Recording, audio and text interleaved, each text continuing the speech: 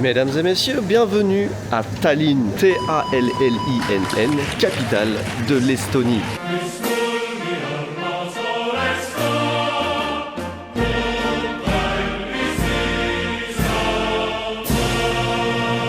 Nous sommes à l'aube d'établir un record mondial. L'avion qu'on a pris, c'est littéralement le seul sur le tarmac. Il n'y avait pas de l'autre côté non plus. À votre avis, on peut encore louer une voiture à minuit? François. Can we still rent a car? Yeah. Oh, j'adore déjà ce pays.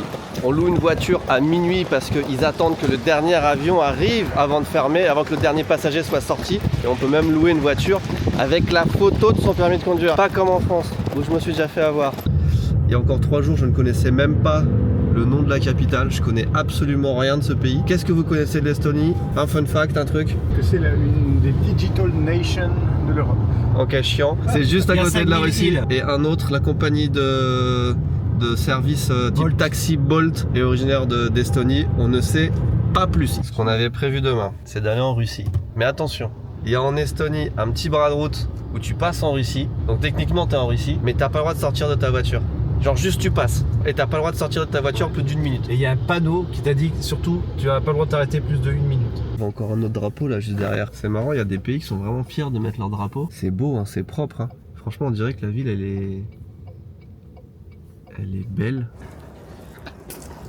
C'est marrant, on est dans un quartier, on dirait l'Europe ancienne. Il y a un petit magasin d'antiquité là qui a l'air vachement sympa.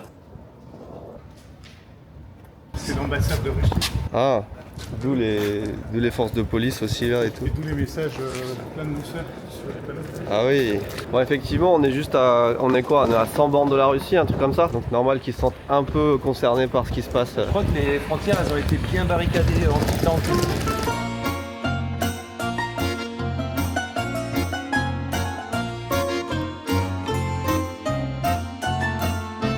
Vas-y, je te dis le numéro. Faites glisser le couvercle vers saisissez le numéro 1. Ok, tape numéro 1. Ensuite, voilà, ouvrez un endroit où vous pouvez placer les mains. Allez tout droit jusqu'au bout. Il a dit il faut passer d'avoir la clé dans le cercle. Oh oui, ok. Veuillez utiliser uniquement. Sur la table, il y a un autre jeu de clés. C'est pour le 2e appartement. Il y a 2 appartements. Sortez, tournez à gauche, 2 portes. Porte de gauche, escalier. Tada! Qu'est-ce qu'on a par là? On a vu, il y a une. Oh mais il y a quoi? Il y a une cave, une crypte? Ouais, on dirait. Qu'est-ce qu'il y a en bas? Attends, il y a un lit ici, il y a quelqu'un qui peut dormir là? Il y a des lits là. Il y a des fleurs? Oh, c'est quoi cette chambre? Regarde. Coucou! Oh, la vitre, elle est... Vous m'entendez? Vous m'entendez pas?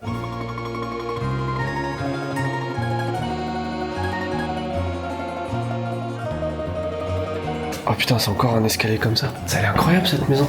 C'est fermé, t'as d'autres clés? J'ai une deuxième. Vas-y, ouvre. Les marches, elles sont horribles. Ah, j'aime bien ici aussi. Putain, il y a encore des clés, c'est pour aller dans la prochaine. Bien. Aujourd'hui, nous découvrons cette belle ville de Tallinn sous la pluie. Alors, pas vraiment parce qu'on reste pas ici, mais on est dans un centre-ville historique classé au patrimoine mondial de l'UNESCO. Et effectivement, c'est très beau. C'est une ville qui est un peu restée dans son jus depuis l'époque, j'ai envie de dire médiévale, mais c'est un peu exagéré. On va avoir un temps vraiment dégueulasse, mais on a un plan de route assez sympa aujourd'hui. On va récupérer la voiture et on va traverser toute l'Estonie jusqu'à potentiellement même passer la frontière russe. Par contre, il y a vraiment personne. Il y a personne la nuit, il y a personne le matin. Aujourd'hui, c'est un jour férié, c'est pour ça qu'on reste pas là. Hier, c'était la Saint-Jean, la fête nationale, et aujourd'hui, il se repose.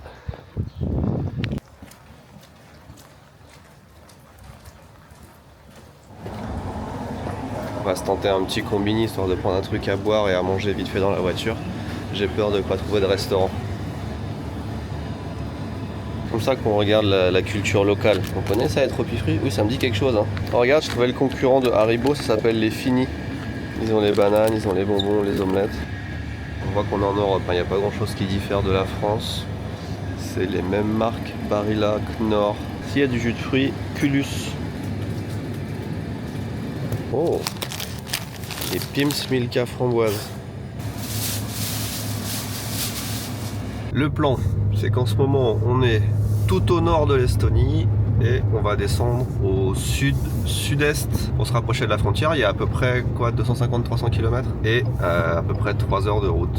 Donc on va rouler sous la pluie, mais découvrir un pays pour la première fois, donc c'est plutôt sympa. Jusque là, tout est propre, tout est neuf, tout est beau. Hâte de voir comment est la campagne.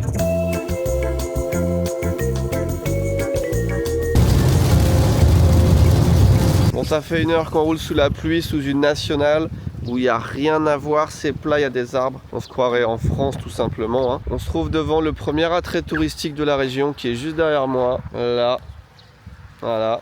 C'est une pancarte, elle est notée 5 sur 5 sur Google Maps. Ici, regardez, vous avez un petit sauna dehors et là-bas, un robot tondeuse. Il n'y a rien d'ouvert, encore une fois, c'est férié. Donc on se retrouve sur une aire d'autoroute, le seul truc ouvert de la région. Et ça n'a pas l'air si mal là.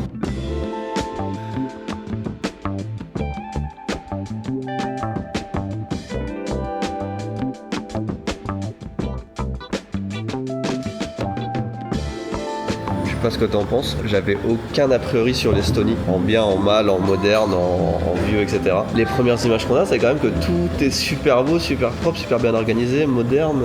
C'est impressionnant. Les gens parlent anglais, bien et tout, jusqu'à maintenant. Les toilettes, elles sont clean. Vraiment, Ouais. t'as envie d'y rester.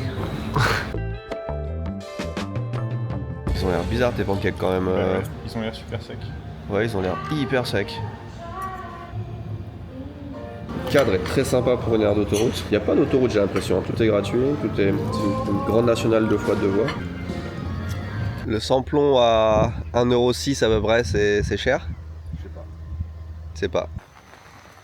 On est enfin passé dans un petit bourg, un petit peu typique, un peu intéressant. Alors, vous vous en doutez, hein, si on est là, c'est aussi parce qu'il y a un rapport, aussi et surtout parce qu'il y a un rapport avec le projet Odyssée. Mais en attendant, puisqu'aujourd'hui tout est férié, tout est fermé, on va visiter un cimetière. C'est là qu'on a vu le plus de voitures jusqu'à maintenant. Ouais. Il y avait aussi une émission qui s'appelait J'irai nommer sur le fond. C'est quasiment une tradition, hein, puisque moi à chaque fois que je voyage, je vais voir au moins un cimetière dans le pays que je visite. Et celui-ci me fait penser un peu à un cimetière, je vais dire européen, mais très ancien. C'est un cimetière comme je l'aurais imaginé en France dans les années 50, je sais pas. Il y a un enfer. Hein? Ben vient de m'informer que s'il y a autant de voitures, c'est parce qu'apparemment il y a un enterrement. Vraiment le pire jour pour se faire enterrer. Hein. Après, est-ce qu'il y a un bon jour? Je sais pas. C'est pas désagréable hein, de se balader ici. La pluie rajouterait presque quelque chose. J'aime beaucoup.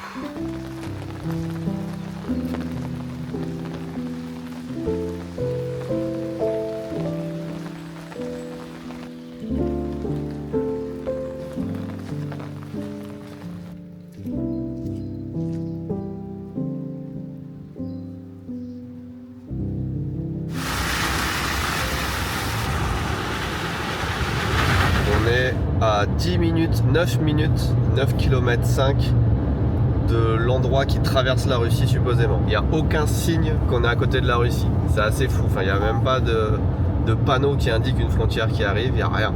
Il y a une voiture de police, c'est le premier signe qu'on voit. C'est vraiment tranquille, c'est la nature. Il y a de temps en temps une petite voiture qui passe et puis des gens qui vivotent. C'est marrant de se dire qu'on est tout à l'est de l'Europe, à la frontière vraiment de la Russie, là où on pourrait croire que les gens s'inquiètent un peu et tout. Ils sont peut-être inquiets dans leur maison, tranquille. En tout cas, ils ont bien tendu la pelouse ce matin.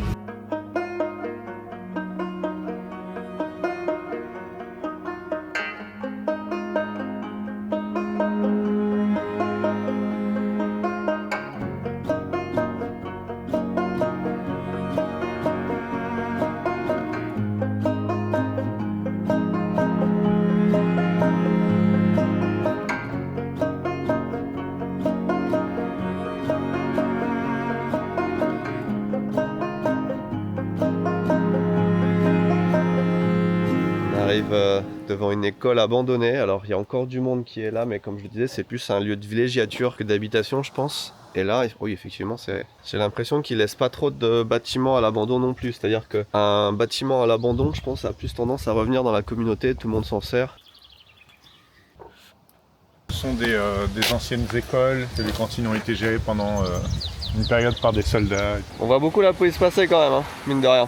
Là sur cette carte, on est ici là. Ça c'est la frontière russe et on voit que la route elle passe de ce côté-là de la frontière. Donc techniquement quand on est là, on est en Russie. Et même ici, A priori, il y a un tout petit bout de route où on est au-dessus de la frontière. On va faire ça et après on va aller ici à Satse, qui est juste frontalier, entouré de la Russie là.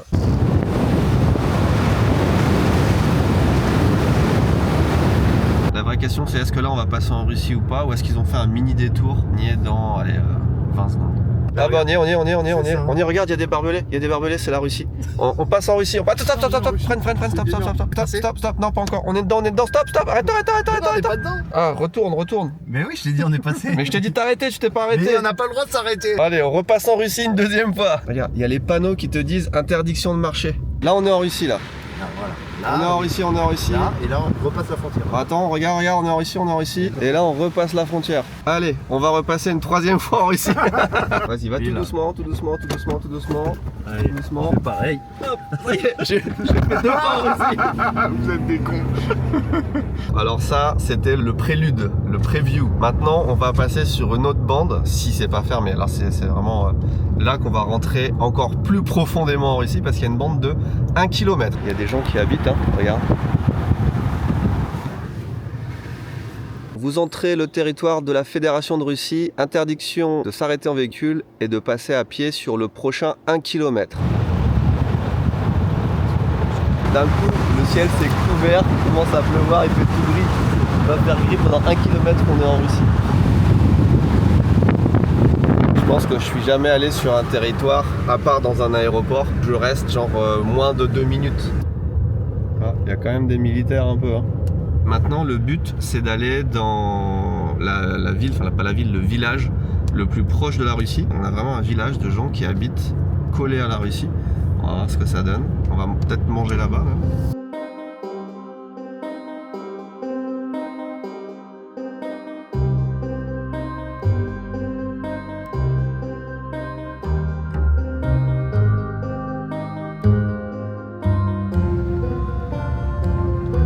Je crois qu'on a passé le village, il n'y avait rien. Hein. Fallait pas compter sur un resto ou un truc. Hein. Eux, ils ont leur ferme avec leur petit jardin, les balançoires et tout, collés à la frontière russe. Bon, bah je parle pas ni le russe ni l'estonien, je comprends, attention. Donc là, tout ça derrière, c'est la Russie. C'est grand, hein. J'en profite qu'on ressorte de cette aventure palpitante, sain et sauf. Tout ça, mesdames et messieurs, c'est grâce à Ubigi. C'est eux qui sponsorisent ce voyage, et avant tout ça, c'est eux qui fournissent la data qui nous permet de se retrouver ici. Bon, ça marche extrêmement bien. Alors là, en tout cas pour ma part, j'ai pris un forfait européen. Ubigi, c'est une eSIM, donc ça te permet d'avoir de la data partout dans le monde sans mettre de carte SIM dans ton téléphone. C'est juste une appli. Tu choisis de la data pour le pays où tu vas aller. Moi, en ce moment, je suis beaucoup en Europe, donc j'ai pris un forfait européen. Ça marche en France, en Estonie. Ça marche dans le monde entier. Si vous voulez partir au Japon, Ubigi, le réflexe, ça s'active dès qu'on arrive dans le pays. Il n'y a même pas besoin de faire des manipulations. Ça sauve la vie. Là, on a vraiment l'internet autant qu'on veut pour naviguer, pour prendre des renseignements sur les lieux où on est. C'est vraiment grâce à eux qu'on est là. Et ils suivent le projet Odyssée depuis longtemps. Et à chaque fois qu'on fait un petit voyage comme ça, en tout cas la plupart du temps, c'est grâce à Ubigi, c'est grâce à eux qu'on paye les frais de l'hôtel, la location de la voiture, les billets d'avion, sans toucher au budget qu'on a pour Odyssée. Et là, tu t'arrêtes devant un panneau russe. Ah, il y a des ruines, c'est un cimetière encore, non? Oui, j'adore. Oh putain, c'est trop bien, j'adore. Ah, j'adore ça. Ça, c'est un truc que j'apprécie aussi, c'est qu'on voit beaucoup d'animaux, des cigognes là devant nous, c'est assez cool. Bref, le lien dans la description si vous voulez plus d'informations sur Ubigi, et en plus vous avez 10% de réduction avec le code Ici Japon. Il y a le lien sous toutes les vidéos de tout l'écosystème Ici Japon, Odyssée, Ici Japon Corp, Ici Japon Corp, e-sport, tout ce que vous voulez, parce qu'ils nous soutiennent sur tous les projets. Merci à eux. On va au cimetière ou à l'église? Allez, cimetière. C'est bien les cigognes, hein, Ben. C'est trop bien. C'est l'équivalent des torii, un peu comme au Japon. Oh, ils sont là depuis quand, eux? 1882. Je viens de voir une cigogne passer au-dessus de notre tête, là, ça a quand même une sacrée envergure. Hein. C'est impressionnant. Ce que j'adore sincèrement, c'est que hier encore, on ne savait pas qu'on serait là aujourd'hui. Même ce matin, on ne savait pas qu'on serait là aujourd'hui. On ne connaissait pas le programme de la journée. On est venu pour rencontrer un Français qui nous a invités voir un musée du jeu vidéo à quelques centaines de kilomètres d'ici. Et juste parce qu'on a une journée à combler, parce qu'aujourd'hui c'est férié, on se balade, on se retrouve près de la Russie, on se retrouve dans des cimetières orthodoxes avec des tombes qui datent du 19e siècle à certains endroits. C'est trop bien. J'aime beaucoup ma vie.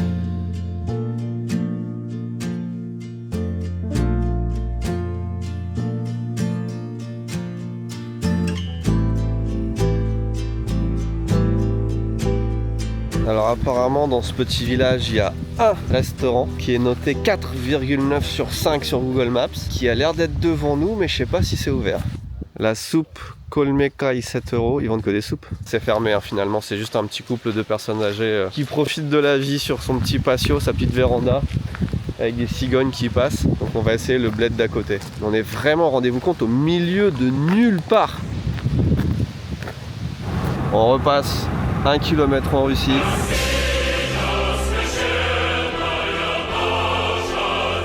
Mesdames et messieurs,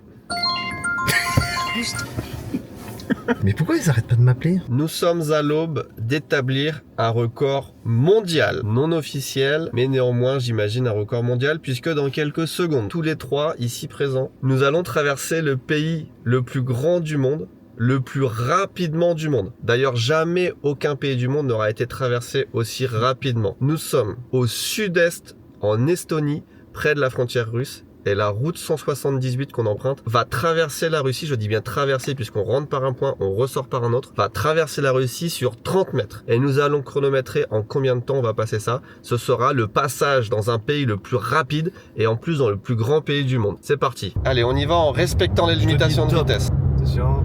Top. Top. Eh bien écoutez, nous avons traversé la Russie en 2 secondes 53, messieurs. Record du monde battu. Record du monde battu, j'imagine. 2 secondes 53.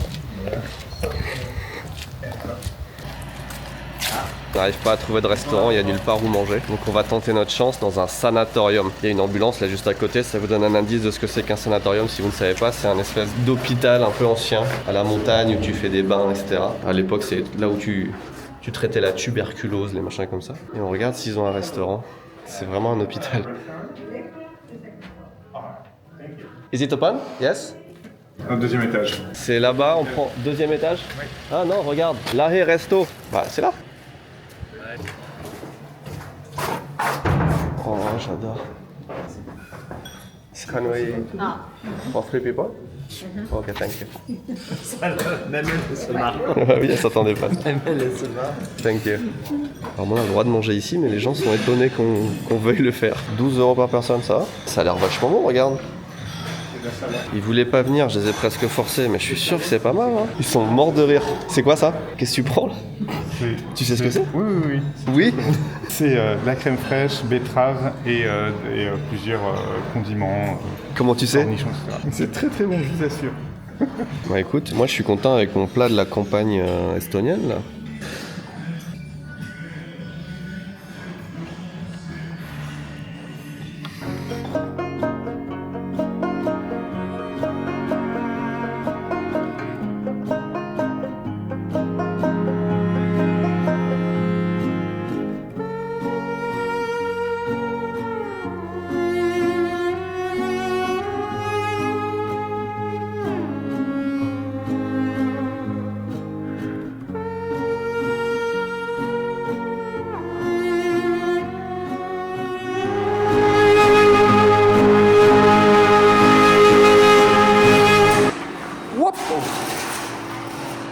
Qu'est-ce qui est arrivé?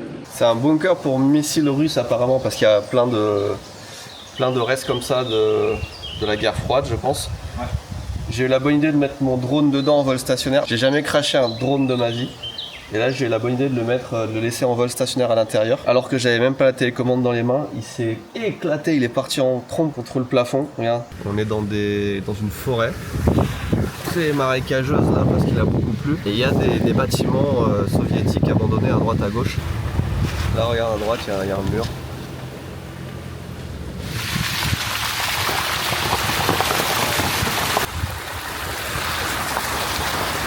À la base on venait voir un musée du jeu vidéo, moi je suis pas équipé hein, pour ça. Est-ce qu'ils l'ont construit dans une colline ou alors ils l'ont construit et dessus il y a les arbres qui sont...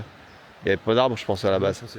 Il y a des bâtiments un peu partout dans la forêt, là-bas il y a un bunker. Ici aussi il y a un gros bâtiment. Il a plu comme pas possible, je vais me dégueulasser mes choses.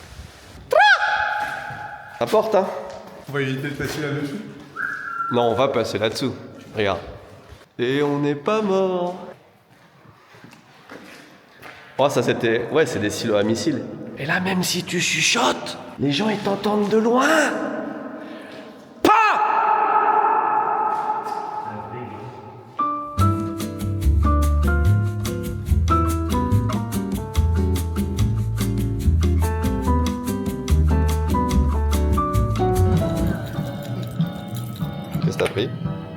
du porridge avec granola et graines. Jour 2 et on attaque par un petit déjeuner copieux. Je souligne que tous les endroits dans lesquels on va jusqu'à présent sont incroyables. Incroyable, c'est peut-être un peu trop, mais en tout cas on est super bien accueillis, c'est calme, l'ambiance est feutrée, il y a de la belle déco. C'est vraiment bien tout ce qu'on voit de l'Estonie jusqu'à présent. Donc aujourd'hui un programme un petit peu plus axé Odyssée puisque les magasins tout a ouvert. On va aller faire des marchés, on va aller chercher des petits trucs peut-être j'espère du jeu vidéo ou de l'électronique un peu ancien et on va aller rencontrer quelqu'un qui a ouvert un musée du jeu vidéo ici en Estonie et c'est un Français et je suis très curieux de savoir pourquoi, comment et lui poser pas mal de questions.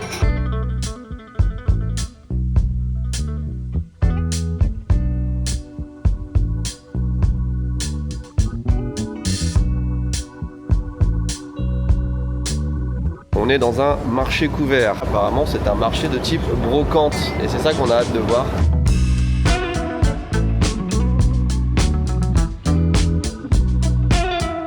En plus, on est à côté de la Russie, donc potentiellement, si on trouve des vieux jeux électroniques russes, des trucs comme ça serait incroyable.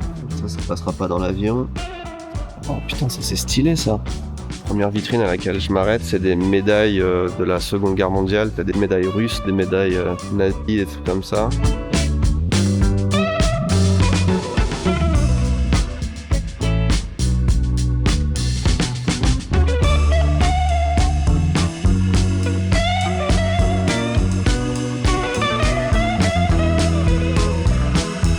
Ah oui, mais incroyable. J'ai trouvé ce que je cherchais. Ah, c'est un truc de fou ça. À l'époque, ils copiaient les Game & Watch, donc c'est des copies de Game & Watch russes, sachant que c'était russe pendant des années à cette époque-là. Moi, ce que j'adore, c'est les passeports. J'allais dire ça aussi, il y a les passeports aussi qui sont... J'aimerais bien voir dedans en fait. Ouais, clairement. Voilà, c'est pas des répliques par contre de Game & Watch, c'est vraiment un jeu... C'est un jeu à part. Ouais, un jeu dans l'espace. Celui-là, Bah, ils ont 3 couleurs différentes en fait. Ouais. Oh, il va sortir les batteries, putain. On a négocié à 100 €. J'ai 105 €. Putain, c'est bon. Ah, t'en as trouvé un autre en boîte. C'est celui-là que je cherchais en fait. This one is better. Ok. Bon bah finalement c'était un bel endroit. On aurait bien aimé passer plus de temps ici parce qu'il y a tellement de trucs à voir. Ludo a trouvé des jeux électroniques russes de style Game & Watch, dont un en boîte. C'est assez cool de trouver ça. Franchement, ça fait plaisir. Et moi je me suis pris perso des petits passeports CCCP de la belle époque avec 2-3 médailles, des trucs comme ça. Ça fera un beau souvenir. C'est des trucs qu'on voit pas trop ailleurs. On est un petit peu dans la banlieue. On est sorti quoi, 10-15 minutes. C'est une toute petite ville où on est. Et là il y a un grand espace. Ah effectivement, si, il y a quand même pas mal. PlayStation. 64. Ah ça j'aime beaucoup. Beaucoup de Xbox dans le coin. Non, le problème de ça c'est qu'on va pas se ramener avec des trop gros trucs dans les valises. Après le coin à console est quand même pas si excitant.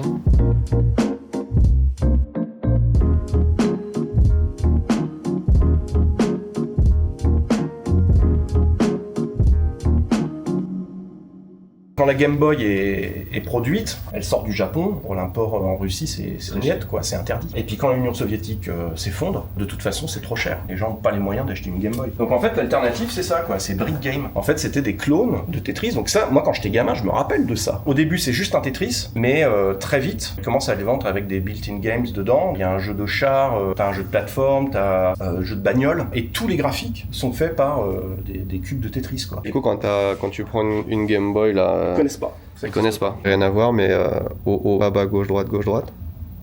Bah c'est ça. Konami Code. Aujourd'hui, c'est pour partir à la rencontre de Camille. Camille qui est un Français, donc qui habite ici à Tallinn en Estonie depuis très longtemps.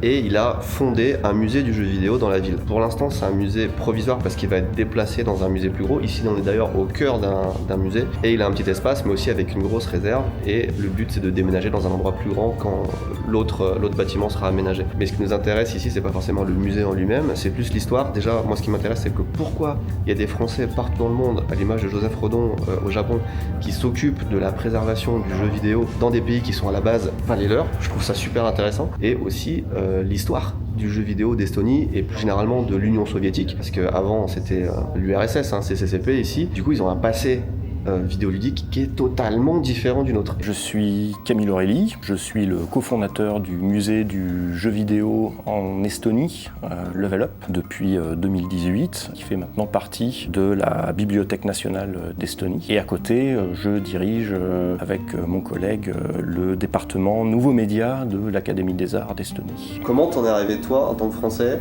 à ouvrir un musée du jeu vidéo en Estonie? Ça a été mon intérêt pour les clones qui ont été massivement produits sous l'Union soviétique et en post-soviétique. Je trouvais très peu d'informations sur tout ça, du coup je me suis dit peut-être que si je fais un musée, l'information viendra à moi, quoi. Si tu veux un Pong, tu dois avoir un statut important dans le Parti communiste pour prétendre à une autorisation, un papier qui t'autorise à aller en acheter un. Plusieurs fois j'ai eu des gens qui sont venus me voir en me disant « Ah ouais putain, celui-là c'est fou, je me rappelle de cette machine, j'avais un prof, il l'avait échangé pour une maison à la campagne, quoi. » Ça montre un peu le degré d'importance que ça pouvait avoir. L'information que je retiens du débat, c'est qu'effectivement, il y a plein de pays comme évidemment le Japon, la France, les États-Unis, où on a connu les consoles Sega, Nintendo, mais il y a plein de pays dans le monde qui n'ont pas eu ces consoles et c'était pas commercialisé. Mais ces pays se sont fait quand même une culture vidéoludique eux-mêmes avec des copies, des clones. Et ce qu'on nous explique, c'est qu'au total, les clones étaient en fait beaucoup plus vendus, alors plus tard, mais beaucoup plus vendus que les NES, Super NES, etc. Parce qu'il y avait tellement de gens qui n'avaient pas accès, donc c'est pas la majorité des gens qui ont évolué sur les consoles originales, au contraire, c'est la minorité.